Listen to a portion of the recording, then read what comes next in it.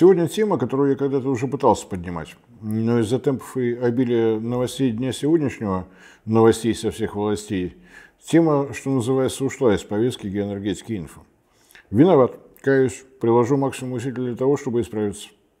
Речь пойдет об основе основ, базе, фундаменте, о не коронованном даже не короле, а императоре подземного мира, о его величестве угле. Уголь – это основа технологической революции, бурно стартовавшей в позапрошлом веке. Топки паровозов и пароходов в разы сократили время прохождения маршрутов, до того бывшими теми самыми путешествиями, граничащими с приключениями путешествия из Петербурга в Москву, Радищев, 1790 год. Но я не про литературные красоты произведения, конечно, а о том, что на путешествие ушло то ли 4, то ли 5 дней. Не 4-5 часов, как сейчас, а четверо суток. С приходом большого угля внезапно едва ли не домашними стали моря. Совершенно иначе стали выглядеть выезжи по океанам. Но это ведь только одна из отраслей применения угля. Еще более важно то, что именно уголь стал базой для промышленной революции. Перерабатывающая промышленность перестала быть намертво привязана к рекам. Уголь, как сующийся марок, обеспечил кратное масштабирование производства стали, причем стали качественной, позволившей строить новые железные дороги. 19 век сменился 20-м. Уголь стал основой для величайшей в истории нашей страны индустриализации. После Второй мировой войны в той самой Европе начались интеграционные процессы, приведшие к образованию Европейского Союза, который изначально, напомню, назывался иначе – Европейское объединение угля и стали. Ну а в последние лет 10 с подачи все той же Европы уголь откровенно демонизируется, потому как даешь декарбонизацию энергетики и вообще уголь черный, не куртуазный и пылит. То ли дело солнечные ветряные электростанции, а еще краше и вовсе водородные, причем водород будет все непременно зеленым. Ну, в крайнем случае, заменить все угольные электростанции газовыми, и будет всем нам экологическое счастье. Лично у меня от подобного рода риторики волосы дыбом, поскольку все эти басни про белоснежных единорогов верхом на радуге рассчитаны на публику, отказавшуюся думать о реальности, которая далеко не ласкова по отношению ко всем этим мечтаниям. Самое же досадное то, что эти сказки все чаще мелькают в выступлениях теперь уже и нашего российского руководства, которое с энтузиазмом транслирует все наши СМИ разом. Наиболее часто повторяемое: в России в энергетическом балансе только 12% приходится на угольную генерацию. Напрягите память, уважаемые зрители и слушатели, сколько раз вы это успели услышать? 100 раз или 1000? Тогда вот самый еще на есть простой вопрос, дяденьки и тетеньки. А о какой именно энергетике речь-то идет? Нам в России важна только и исключительно энергия электрическая или как? Правильно? Или как? Поскольку мы живем в самой холодной стране планеты.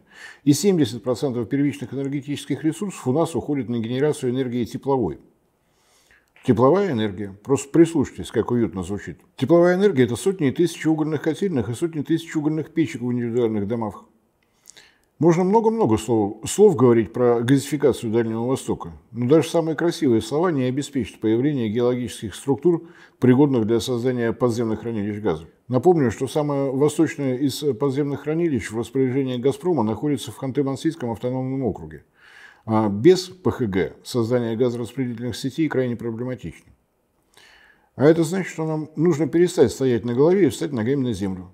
Без угольной генерации тепло и электричество, само развитие Дальнего Востока, что является нашим национальным проектом на весь 21 век, практически невозможно.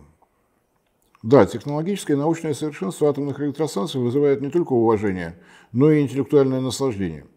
А ГЭС на притоках Амура решат не только проблемы прогнозируемого дефицита электроэнергии, но и часть проблем, связанных с муссонным климатом. Вот только в станционных зданиях Тынды и в жилых микрорайонах славного города Магадан теплее от этого не станет. А про великие и местами даже великолепные планы газификации Чукотки и Камчатки громкие слова нам слушать еще далеко не один год и не одно десятилетие. Вместо того, чтобы орально поддерживать пресловутую зеленую повестку, делом заниматься надо. Идею весьма четко сформулировали в Китае, в стране, на долю которой приходится 50% от мировой добычи угля и даже больше. В стране, которая вышла в лидеры мировой экономики за счет угольной энергетики. Угольные электростанции должны давать нагрузку на окружающую среду не выше, чем ее дают газовые электростанции такой же мощностью. Коротко и, как мне кажется, достаточно понятно. Собственно говоря, именно такой подход использовался на протяжении всего времени развития человеческой цивилизации. Если становилось очевидно, что та или иная технология наносит неприемлемый вред природе, ученые, конструкторы, инженеры прикладывали максимум усилий для совершенствования этой технологии с тем, чтобы снять эту проблему. Непристойные визги о необходимости немедленного избавления от угольной энергетики – это еще и отказ от этой традиции, обеспечивающей наше с вами развитие уже не первую сотню лет. Дикарство, варварство, вместо совершенствования, которое, конечно, требует усилий, внезапный призыв взять и запретить, стращать и не пущать. Впрочем, эти одичалые за стеной, которую они сами строят вдоль наших западных границ, вольны делать все, что им в дурные голову приходит. Это их проблема. А вот попытки копировать ту же словесню у нас в России должно пресекаться самым суровым образом. И нужно помнить о том, что уголь с нами навсегда. Не нравится, что я говорю? А давайте про наш климат немного задумаемся. Похолодание у нас не просто не редкость, а закономерность. Вечером что-то около нуля на градуснике, а утром обнаруживается, что за окном минус 20. Вечером минус 10, ночью минус 30. Что, я нечто неожиданное сейчас описываю? И как на такое реагировать прикажете? По сибирским городам и весям строить пиковые газовые котельные? Именно котельные. В мороз мы не лампочками ведь обогреваемся. Тянуть трубы, ставить компрессорные станции, зная, что нагружать эти пиковые водогрейные котельные мы будем считанное количество дней в году? А за чей счет? А пиковая водогрейная угольная котельная – это, если совсем уж грубо, дополнительный котел в углу действующей котельной и дополнительный сарайчик с углем. Угольные электростанции в свое время стали базой для создания системы централизованного отопления. И это было еще одной настоящей революцией, поскольку двойное использование угля сначала для выработки электроэнергии, а в дополнительных теплообменниках еще и для обеспечения населенных пунктов горячей водой удвоило и коэффициент полезного действия. КПД тепловых машин под 80%. То, что на первом этапе развития угольной энергогенерации казалось ненаучной фантастикой. Но нет ни одного повода для того, чтобы остановить и дальнейшее развитие. И это, как ни покажется удивительным, происходит здесь и сейчас. В 2014 году была создана технологическая платформа с достаточно вычурным названием «Экологически чистая тепловая энергетика высокой эффективности». Мне кажется, что для краткости можно было бы и просто «чистая угольная энергетика». Но это уже дело вкуса. Главная научная организация, организация-координатор, Всероссийский дважды орден Трудового Красного Знамени Теплотехнический научно-исследовательский институт. Сразу вот с полного наименования, в знак глубокого уважения перед институтом, который вот уже второй век, с 1921 года, обеспечивает нашу страну разработками во всех сферах использования тепловой генерации. Проектирование электростанций и разработка оборудования для них для плана ГЛРО, или, как было сказано в постановлении Совета труда и обороны, в целях планомерного научного изучения и разработки выдвигаемых жизнью практических вопросов теплотехники, связанных с ними технико-экономических задач, а также для подготовки высококвалифицированных специалистов. Так звучал текст постановления о создании ВТИ.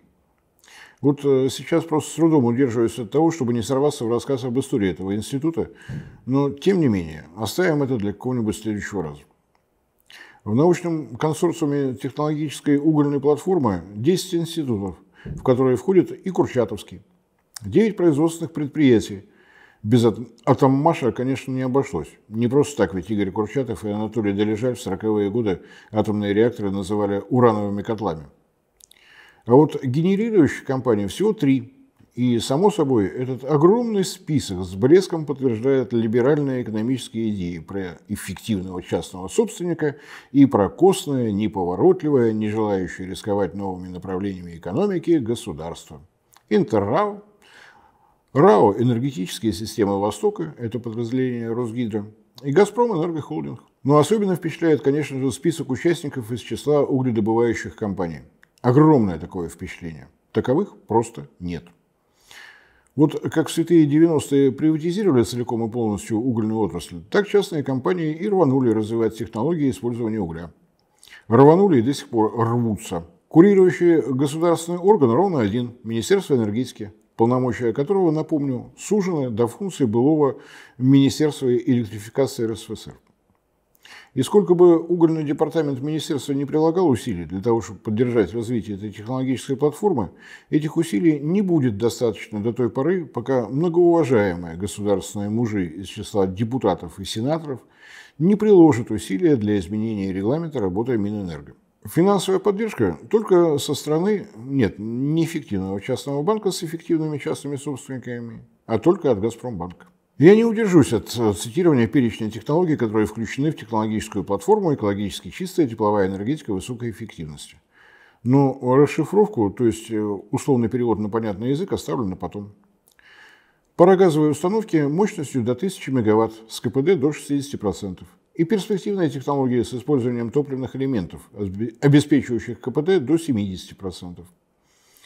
Угольные энергоблоки на суперсверхкритические параметры пара единичной мощностью 330, 660, 800 МВт с КПД 44-46%. Перспективные технологии на ультрасверхкритические параметры пара 35 мегапаскалей 700-720 градусов Цельсия, обеспечивающие КПД 51-53%, и угольные ТЭЦ нового поколения единичной мощностью 100, 200, 300 МВт с использованием различных технологий сжигания топлива. Производство электроэнергии и тепла с использованием парогазовых установок с внутрицикловой газификацией твердого топлива единичной мощностью 200-400 МВт с КПД до 50%. И перспективные технологии с использованием топливных элементов, обеспечивающие КПД до 60%. Технологии экологически чистого использования твердого топлива и газоочистки, обеспечивающие минимальные выбросы СО2, НОx, оксидов серы и азота, золовых частиц и других ингредиентов, включая улавливание из цикла, компримирование и последующее захоронение углекислого газа. Высокоэффективные модульные теплофикационные парогазовые установки единичной мощностью 100 и 170 МВт для строительства новых и реконструкции действующих ТЭЦ и перспективные технологические комплексы на их основе с применением теплонасосных установок, обеспечивающие коэффициент использования тепла топлива близкий к 95-98% с учетом использования источников низкопотенциального тепла. Турбогенераторы мощностью от 60 до 1000 МВт на базе современных электролизационных материалов и технологий, позволяющих увеличить сроки эксплуатации до 50 лет и обеспечить межремонтный срок до 7 лет. Я уверен, что каждая из перечисленных технологий важна не только для нашей с вами России, но и для выполнения той задачи, о которой мы так много слышим в последние годы – создания многополярного мира. Нет, я не согласен на эко-хватанул, поскольку считаю зеленую революцию симулякром коллективного Запада, выдуманным для того, чтобы страны, зачисленные в список развивающихся, в этом списке оставались еще несколько сотен лет. Пример Китая хорош тем, что до предела нагляден. Именно развитие угольной генерации обеспечило рывок в промышленном развитии, которое, в свою очередь, позволило стартовать вперед и ввысь развитие уровня жизни полуторамиллиардного населения. Причины очевидны, но я на всякий случай перечислю. Климатозависимая генерация энергии на солнечных и ветровых электростанциях не позволит создать емкую объединенную энергосистему, а это не даст базы для развития промышленной экономики. Развивающиеся страны так и будут продолжать оставаться поставщиками сырьевых ресурсов. Даже на первичную переработку требуются большие объемы электроэнергии, как и создание климатически комфортной городской среды. Не обеспечивают это и гидроэлектростанции, при всем моем к ним почтении. Примеров того, как из-за засухи в блэкауты срываются целые страны, к сожалению, в последние годы полным-полно. Атомная генерация требует высокого уровня образования, наличия собственных научных и инженерных школ. А лекции в вузах и эксперименты в научных и учебных лабораториях в зависимости от туч на небе и ветра во дворе – это, простите, нечто неприличное. Газовая электростанция звучит красиво и даже здорово. Вот только развивающиеся страны географически находятся там, где магистральных газопроводов нет и в ближайшие десятилетия не предвидится. Но можно ведь импортировать СПГ. Можно. Для этого и требуется всего ничего. Построить порт и регистрационный терминал, от которого к будущим электростанциям проложить трубопроводы и из защиты обустроить подземные хранилища газа. Без ПХГ будет сложно. Как-то вот не очень приятно жить там, где электростанция отключается в паузах между прибытиями к причалам танкеров-газовозов. Проблема наличия отсутствия ПХГ купируется созданием не одного, а целой системы регистрационных терминалов и разветвленной трубопроводной газораспределительной системы. Второй вариант – хранить СПГ, как он есть, в криогенных емкостях с температурой в минус 162 градуса. Вот только назвать это идеальным вариантом для стран Африки, к примеру, у меня как-то язык не поворачивается и фантазии на такое не хватает. А вот Балкер с сотней тысяч тонн угля, обеспечить хранение которого можно прямо в портах, а доставку хоть автомобильным транспортом – это реальная реальность. Это, простите, дешево и сердито, то есть не требует огромных инвестиций и недоступных по уровню сложности технологий. Поэтому все разговоры о том, что вот-вот, прямо после дождичка в четверг, мировой спрос на уголь спикирует вниз, это Грете нашей Тунберг. И та страна, которая, кажется, способна предложить не только уголь, но и современную экологически оптимальную технологию его использования на электростанциях, будет в неоспоримом выигрыше. Это не только объем избыта. Это объем избыта гарантированного. Путь-дорога к долгосрочным топливным контрактам, которые при напряжении сил можно еще и избавить от привязки к биржевым мировым котировкам. Продажа не угля, а киловатт-часов электрической энергии и гигакалорий энергии тепловой – это гарантированная стабильность добычи угля и всех сопутствующих технологий. Отсутствие интереса со стороны угольных компаний к технологической платформе «Чистая угольная энергетика», к сожалению, свидетельствует того, что наши эффективные частные угольные собственники не намерены сдвигаться с другой платформы, которая называется «Копай и вези». Вот это совершенно несимпатичная традиционность. Мы копаем и везем вкупе с отсутствующим соответствующих полномочий у Министерства энергетики. Реальная причина того, что правильные слова о необходимости развития глубокой химической переработки угля так и остаются всего лишь словами. Нет в руках Министерства энергетики никакого кнута из раздела «Для получения права экспортировать уголь изволь вложиться в научно-исследовательские опытно-конструкторские работы по указанному списку технологий вот в таком-то размере от планируемой тобой прибыли». Нет и движения вперед. Зато песня об эффективных частных собственников продолжает исполняться могучим хором нашего финансово-экономического блока. Хором, у которого ни слух, ни голоса. А участие добывающих компаний в угольно-энергетической технологической платформе необходимо со всех сторон, в том числе и сугубо технологической, поскольку угли разных месторождений обладают далеко не унифицированными характеристиками.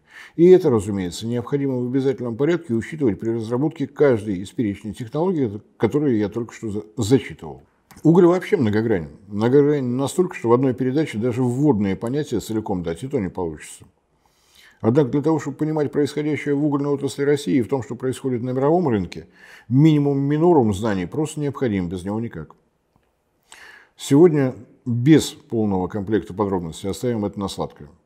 Уголь – горючее полезное ископаемое органического происхождения, или, как на своем прекрасном наречии глаголят геологи, один из видов каустоболитов. Правда ведь так намного понятнее? Газ с нефтью, кстати, тоже каустоболиты. Теперь вот живите с этим. Останки древних растений и животных при преобладании растений, отмирая, накапливались слоями, а затем постепенно покрывались наносами почв и грунтов. С течением миллионов лет поверх грунтов наносились или оседали дополнительные горные породы, создавая некую крышку, которая надежно запечатала будущий уголь в недрах. Тем самым создавалась идеальная среда для образования угля. Отсутствие доступа воздуха и высокое давление. А гниение останков органики добавляло еще и высокую температуру. Ну и главный фактор – время. Возраст самых старых из забываемых углей от 200 до 300 миллионов лет. Логика подсказывает, что химический состав всех углей достаточно прост. Органические вещества, остаточная влага и различные примеси. Все ценные свойства угля обеспечивают именно органические вещества. Детальное изучение этих, выражаясь языком химиков, высокомолекулярных соединений, специалисты продолжают и в настоящее время.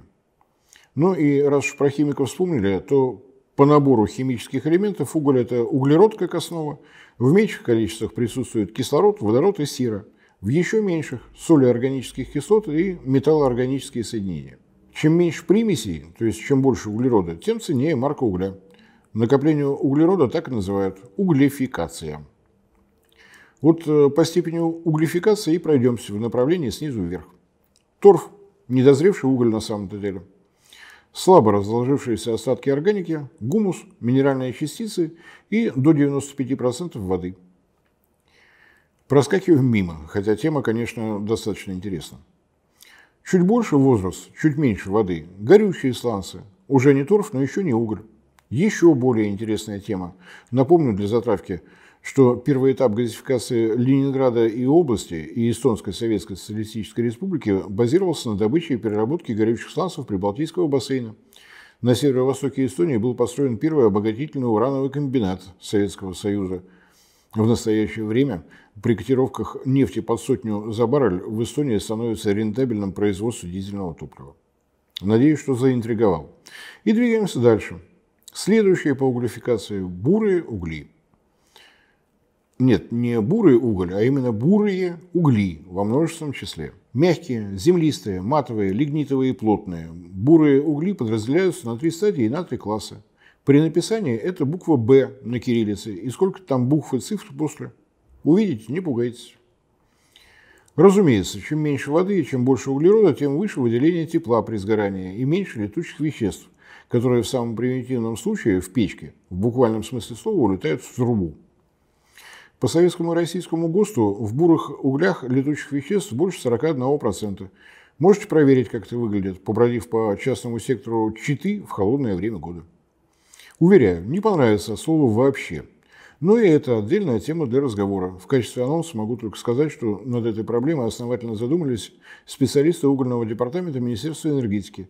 И мне точно есть что сказать по этому поводу. Если коротко, то лед тронулся.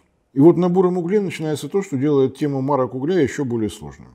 В Европе массовое использование углей и для отопления, и для металлургической отрасли началось раньше, чем в России. И, следовательно, классификация марок угля тоже началась раньше.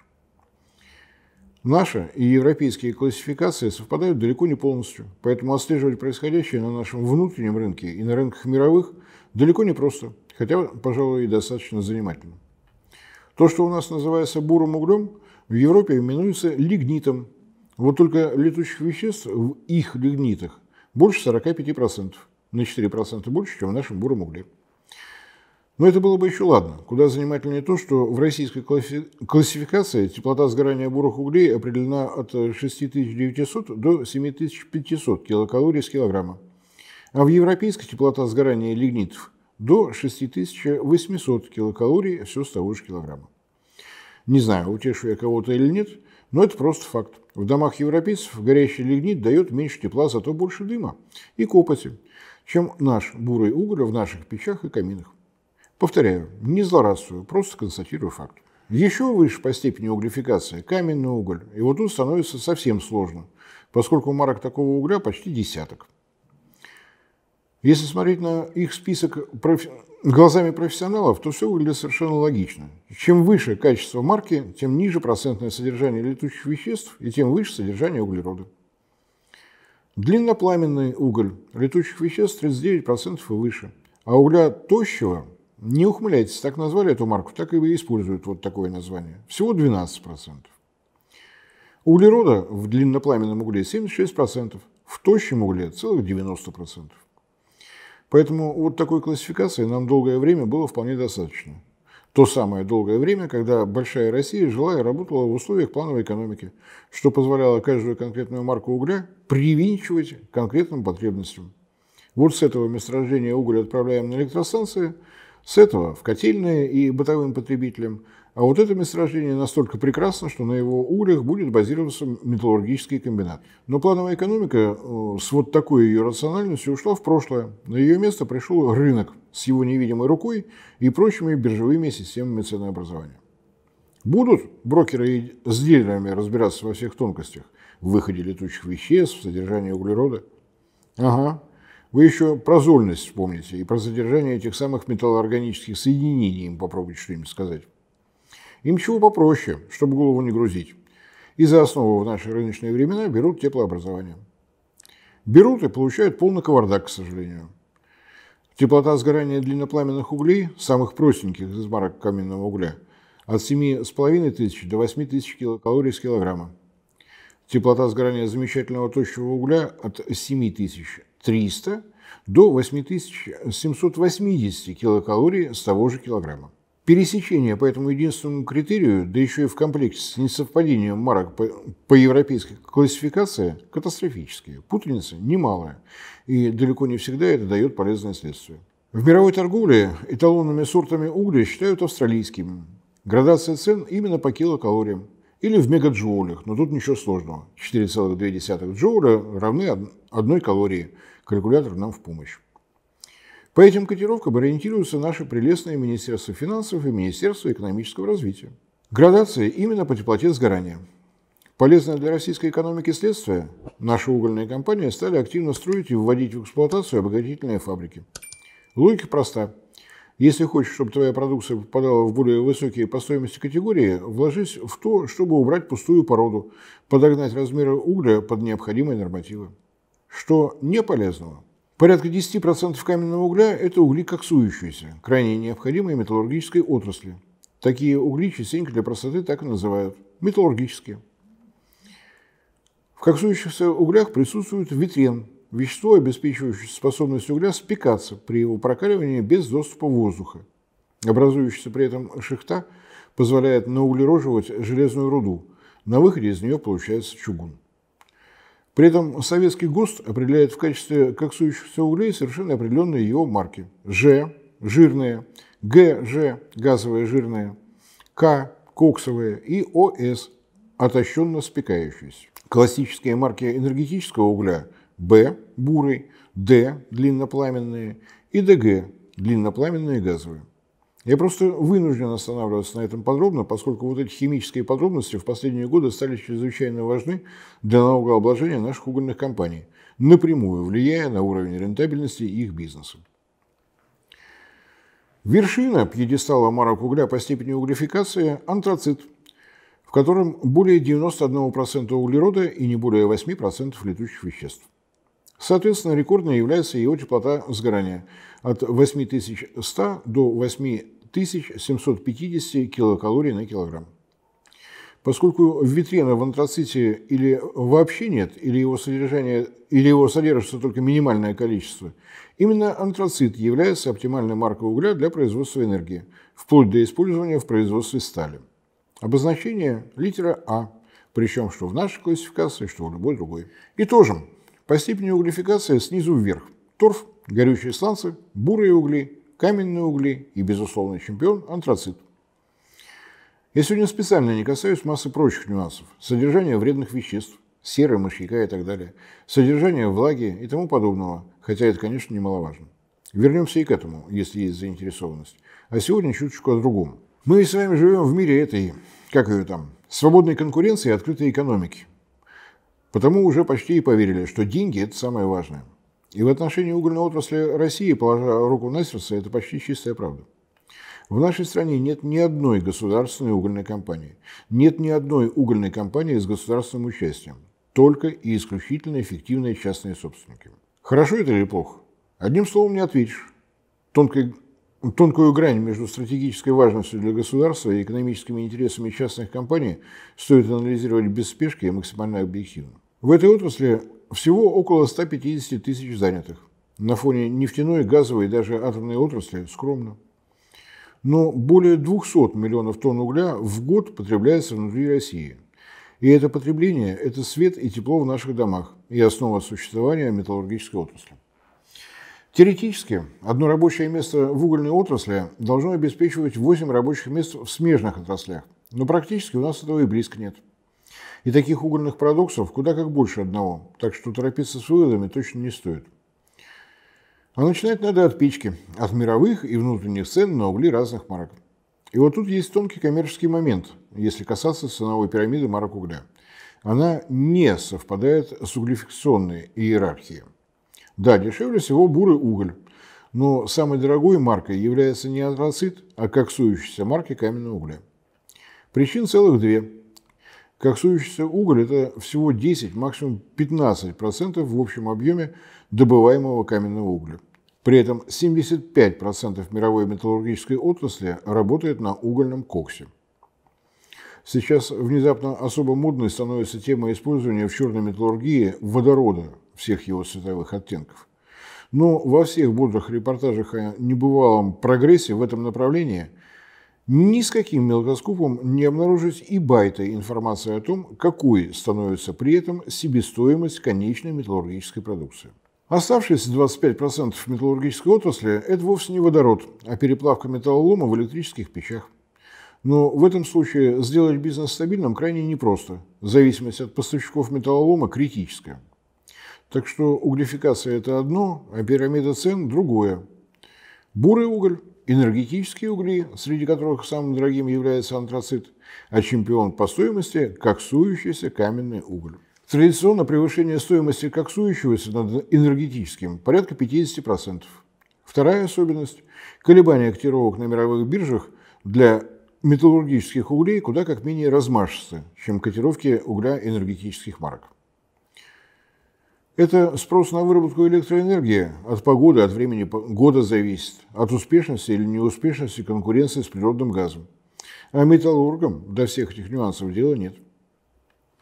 Месторождение коксующегося угля в России – Кузбасс, Донбасс, Новосибирская область, Воркутинский бассейн и юг Якутии, который, кстати, геологами исследован далеко не полностью. Подробное геологическое изучение Тунгусского и Таймырского угольных бассейнов, по каждому из которых прогнозные оценки запасов превышают гигантский триллион тонн, уже немало десятилетий откладывается на потом, что при советской власти, что в современной России.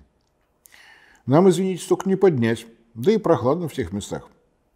Впрочем, если серьезно, нет у нас больше Министерства геологии, поэтому рассчитывать можно только на какого-то не мифического, а реального предпринимателя, который окажется способен оценить перспективу развития добычи и развития нетронутых регионов России на многие десятилетия и даже века вперед. Здесь как бы напрашивается пространный исторический экскурс в историю развития угольной отрасли на планете вообще и в России в частности. Но коротким его делать не испытываю желания, а сегодняшний хронометраж уже не особо располагает. Так что в этот раз в режиме дайджеста. В 1922 году, к моменту окончания гражданской войны, в бывшей империи было разрушено около 70% имевшихся шахт. Объем добычи снизился до 11 миллионов тонн. К 1928 году успели не только все восстановить, но еще и открыть 56 новых шахт. Объем добычи увеличился до 30 миллионов тонн. Лидировавшие к началу Великой Отечественной войны регионы – Донбасс, Кузбасс и Подмосковье. Темпы роста в довоенное время в угольной отрасли потрясают. К 1940 году объемы добычи перевалили за 200 миллионов тонн ежегодно. Послевоенное восстановление завершилось к 1950 году. Объем добычи – 260 миллионов тонн. Годом позже – более 300 миллионов тонн. Процент годового прироста не каждый калькулятор сумеет вычислить. 1956 год. Преодолен 400-миллионный рубеж. 1958 год. 503,3 миллиона тонн. 1969 год. Преодолена планка в 600 миллионов тонн. Исторический рекорд СССР состоялся в 1988 году. 771 миллионов тонн. Разумеется, в этом показателе были и достижения горняков Украины и Казахстана. Но основной вклад дала Российская Советская Федеративная Социалистическая Республика – 425,4 миллиона тонн. Но на этом золотой век угля и завершился. В годы пресловутой перестройки было не до обновления оборудования. Росло количество аварий, в том числе и смертельных. Глубины шахт подошли и превысили критические отметки. Почему так? Доля угля в выработке энергии в СССР в 1955 году 66%, а в 1990 году 19%. С конца 60-х в Советском Союзе настала эра большого газа, значение которого в энергетике росло за счет строительства магистральных газопроводов из Западной Сибири в направлении наших западных границ. А дальше давайте-ка я вам процитирую бережно сохраненное со страницы «Известий» того времени. Нет, к информационному агентству «Известия» я отношусь с уважением. Просто именно эта вырезка чудом уцелела в моем личном архиве. Но точно такой же официоз тогда красовался во всей нашей прессе. Цитирую. Указ президента Российской Федерации от 30 декабря 1992 года о преобразовании в акционерное общество и приватизации объединений предприятий и организаций угольной промышленности. Это начало настоящих реформ в угольной отрасли России, которая явилась в огромной степени результатом упорной борьбы горняков за демократию и свободную экономику. И вот не буду расшифровывать, поскольку ни политик, не имея желания анализировать все этапы манипулирования мнением шахтеров на протяжении 90-х. Невеселый был бы рассказ. Но это уж точно к специалистам-политологам, а то чего доброго я каких-нибудь излишне эмоциональных глупостей наговорю. Впрочем, один факт точно можно, для наглядности. В августе 1991 года министр угольной промышленности Михаил Щадов заявил о поддержке ГКЧП. В сентябре 1951 года Министерство угольной промышленности было расформировано. В Екатеринбурге университет носит имя первого президента России. Великий был человек, понимаешь. В 1993 году появилось нечто, именовавшееся программой реформирования угольной отрасли. Ключевое слово «нечто». Планировалось закрыть 90 самых старых и нерентабельных шахт. Закрыли более 180. Прекратил свое существование подмосковный угольный бассейн. На 40% рухнул объем добычи в Кузбассе и на Дальнем Востоке. На 50% на Урале. И только слово «ужас» подходит для описания того, что происходило в угольных моногородах. Число занятых в отрасли сократилось втрое. Это реформирование было рассчитано на 12-15 лет, хотя ни в одной другой капиталистической стране на это менее 20-30 лет не уходило. Поэтому удивляться тому, что происходило в угольной отрасли России, не приходится. И дело было не только в мельтешении владельцев множества отдельных компаний, создававшихся на базе шахт и разрезов. В те годы у нас едва ли не полностью исчезло угольное машиностроение. Отрасль, которой по праву гордился СССР, осталась без заказов. Даже на уже хорошо освоенные угольные комбайны, горнопроходческие комбайны, крепи, подъемники. А уж говорить о том, чтобы машиностроители имели хоть какую-то возможность инвестировать во что-то новое, современное, и вовсе не приходилось. На разрезах замелькали экскаваторы, бульдозеры, самосвалы из Японии, Штатов, прочих Европ. Производители этих стран с удовольствием стали осваивать наш рынок. Кто бы и как ни относился к буржуям, владельцам заводов, газет, пароходов, объективно России повезло, что в угледобывающую отрасль пришел крупный частный капитал. Металлурги Северсталь, Мичел, Евраз друг за другом принимали решения о выстраивании производственных вертикалей от добычи железной руды и коксующегося угля до конечной металлургической продукции. Отдельное явление – крупнейшая российская угольная компания СУЭК, Сибирская угольная энергетическая компания, на долю которой время от времени приходится половина объемов добычи угля энергетических марок в стране. Это единственная на сегодня наша угольная энергетическая вертикаль. В составе СУЭКа имеется сибирская генерирующая компания, а это 8 ГРЭС и 17 ТЭЦ. Общая установленная мощность 17,8 гигаватт и 26,7 тысяч гигакалорий в час. География присутствия СГК совпадает с географией разрезов карьеров СУЭК. Достаточно просто перечислить филиалы СУЭК: Абаканский, Алтайский, Красноярский, Кузбасский и Новосибирский. Кроме того, в 2019 году сибирская генерирующая компания выкупила у Enel Россия, считать как итальянская компания Enel, крупнейшую угольную ГРЭС России, Рефтинскую, мощностью 3800 мегаватт и 350 гигакалорий в час. Так что теперь СГК присутствует и в Свердловской области. Тут, правда, есть нюанс. Топливо на Рефтинскую поступает из Казахстана, с Экибастуза. Но это, конечно, отдельная история. В 2020 году в результате сделки с Росгидро, обмен активами, СГК стала единоличным владельцем Приморской ГРЭС, тоже угольной. В результате СУЭК гарантирует сама себе сбыт добываемого ею энергетического угля, снижая экспортную зависимость от колебаний биржевых котировок. А это, в свою очередь, позволяет не только сохранять, но и наращивать занятость. Такой вот осколок ушедшего в прошлое Министерства угольной промышленности. Даже в усеченном варианте он обеспечивает стабильность компании, а заодно и стабильность отрасли. Но даже эти промышленные вертикали пока не решают серьезной проблемы – импортозависимости. Последний по времени системный обзор этой проблемы был сделан в 2021 году. Зависимость от импортного горно-шахтного оборудования составляла более 80%. Зависимость по карьерному оборудованию более 60%. Да, как раз за последние 2-3 года ситуация начинает меняться. Но не стоит забывать о том, что эта проблема в любом случае, даже самым благоприятным, будет пролонгирована. Имеющийся парк оборудования нужно каким-то образом уметь ремонтировать. К огромному сожалению, у нас уже есть крайне неприятный пример того, к чему приводит вот такая зависимость по импорту. В том числе и из совсем уж недружественных стран. Компания «Северная звезда» еще в прошлом году должна была начать промышленную отгрузку коксующегося угля с сыродосайского месторождения на Таймыре. Интереснейший проект, заслуживающий отдельного рассказа. Но не случилось, поскольку практически весь комплект оборудования для карьерной добычи должен был поступить из США. Проект сдвинут вправо. Руководство компании старается разместить все заказы внутри России. Но и когда и насколько результативно все получится, пока что можно только предполагать. С другой стороны, с возвратом в состав России Донбасса проблема может быть решена целиком и полностью. Машиностроение этого региона может, как и в старые времена, взять на обслуживание весь шахтный углепром России. Не хватает для этого сущего пустяка – найти частных инвесторов, которые не испугаются реализации проектов в Донбассе. А с этим все далеко не просто. Почему именно частного? Да нет никаких полномочий у Федерального министерства энергетики. По регламенту его работы оно просто не имеет права вести непосредственную хозяйственную деятельность. Больше того, к сожалению, действующий регламент работы Министерства энергетики практически не дает возможности вести даже координационную деятельность внутри отрасли. Еще сложнее все, что связано с межведомственными проектами.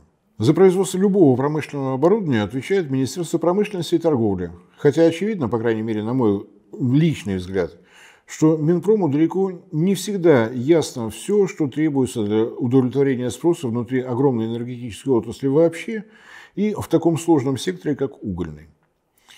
И получается, что угольные компании брошены на волю волн. Каждая решает проблемы с необходимым оборудованием на свой страх и риск. Конечно, можно эту ситуацию обозвать неприличным словом «свободный рынок». Но так ли выгодно России как государству вот эта угольная вольница? Сотни тысяч слов сказано и продолжают повторяться о том, что необходимо развивать глубокую химическую переработку угля. Но дальше слов ничего. Полномочий у Минэнерго для того, чтобы скоординировать ведение необходимых научно-исследовательских и опытно-конструкторских работ, просто нет. А отдельно взятые за не скажу какое место угольные компании, это направление, если и рассматривают, то, как говорится, в отдаленной перспективе.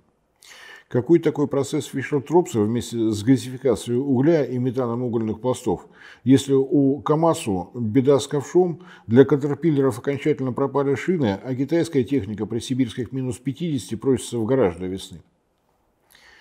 И последнее на сегодня, но уж точно только на сегодня. Транспортная, логистическая проблема, которая становится все острее. На всякий случай перечислю наши основные угольные бассейны.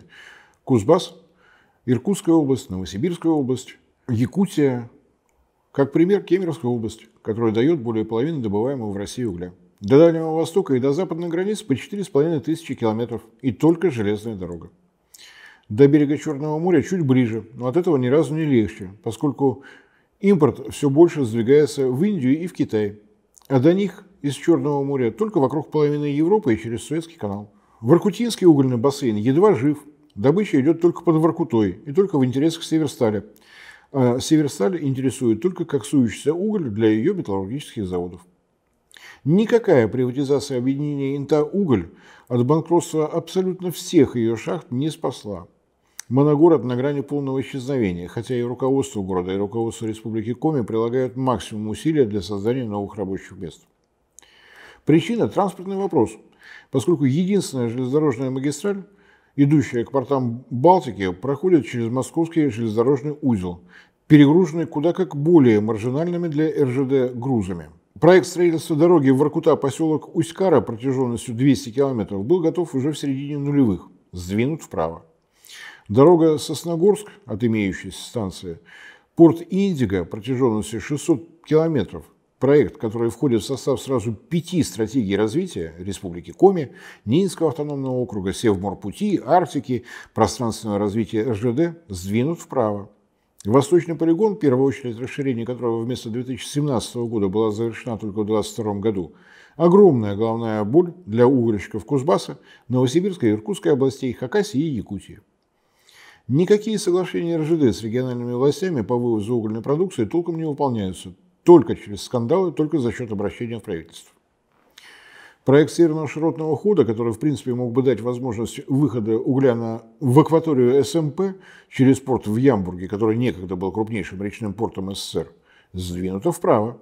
Железная дорога Кызыл-Курагина, которая дала бы возможность выйти хоть на какой-то рынок углям Тувы, сдвинута вправо. Золотой костыль, который в 2011 году на пару забивали Путин и Шойгу, исчез в неизвестном направлении. Да, угольные компании вкладываются в расширение имеющихся и в строительство новых угольных портов на Дальнем Востоке. Но эта работа так и не подкрепляется со стороны РЖД. Порты есть и строятся, уголь в них довести никак не получается.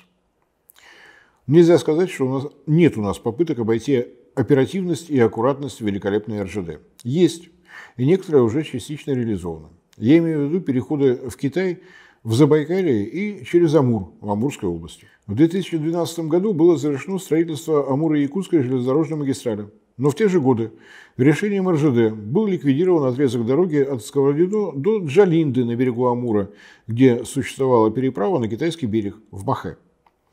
Официальная причина, озвученная РЖД, недостаток грузов в обоих направлениях, что, согласитесь, сегодня звучит просто дико.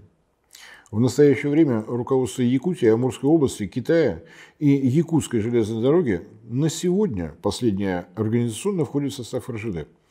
Готовится к восстановлению этого участка с перспективой расширения грузооборота за счет перехода от паромной переправы к строительству нового моста. И совсем уж фантастический по нынешним временам проект строительства Тихоокеанской железной дороги от месторождения коксующегося угля Эльга на юге Якутии на берег Охотского моря в Хабаровском крае, где возводится новый порт.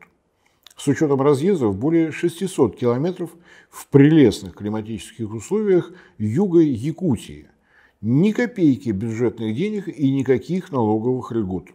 Фантастика в реальности. Строительство стартовало в сентябре 2022 года, а осенью этого года ожидается первый пробный рейс состава с углем.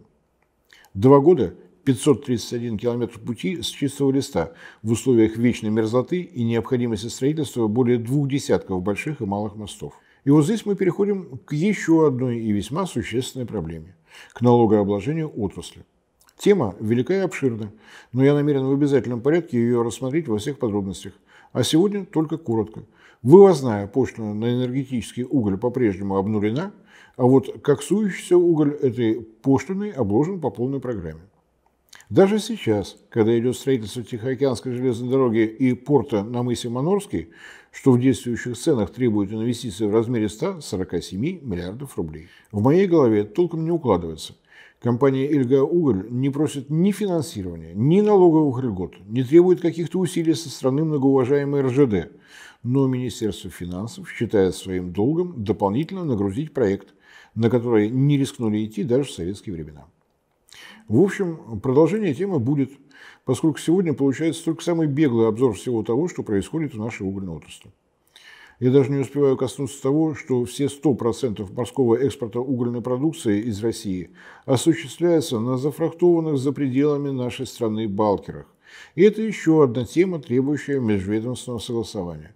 В этом случае между Министерством энергетики и транспорта. Понимая, как это может сказаться на проекте «Геоэнергетика Инфо», все равно не могу не передать привет Российскому энергетическому агентству, действующему при Министерстве энергетики. В регламенте работы РЭА имеется строка «Имеет право на координационное информационное сопровождение межведомственных проектов». И РЭА именно этим и заняты. Во всем, что касается развития в России ВИЭ, водородной программы, развития системы зеленых сертификатов, развития электротранспорта и многого другого. Работы настолько много, что заниматься чем-то еще у РЭА просто нет времени, как нет возможности обращать внимание на любые предложения о сотрудничестве, если оно не про зеленые панели на ветряках. Видимо, так надо. Если совсем коротко, то, наверное, можно сформулировать сказанное следующим образом. Долгое время угольная отрасль экономики России находится вне зоны пристального внимания правительства. И лоббистские возможности Министерства энергетики, далеко не блестящие с организационной стороны, единственное, что помогает отрасли сохранять хотя бы признаки рентабельности. Однако в этом году отрасль все глубже затягивается в кризис. Резко снизились мировые цены, никуда не исчезли проблемы логистики. Стремительно взвились вверх проблемы кредитования, поднялся курс рубля, что тоже снижает рентабельность экспорта. Если прибыль угольной отрасли России за первое полугодие в прошлом году составила 240 миллиардов рублей, то в этом году она несколько снизилась. Чуточку. До 8 миллиардов рублей, то есть в 30 раз. Проценты можете сами посчитать, если желание есть. Но и встречного, так скажем, движения мы не наблюдаем.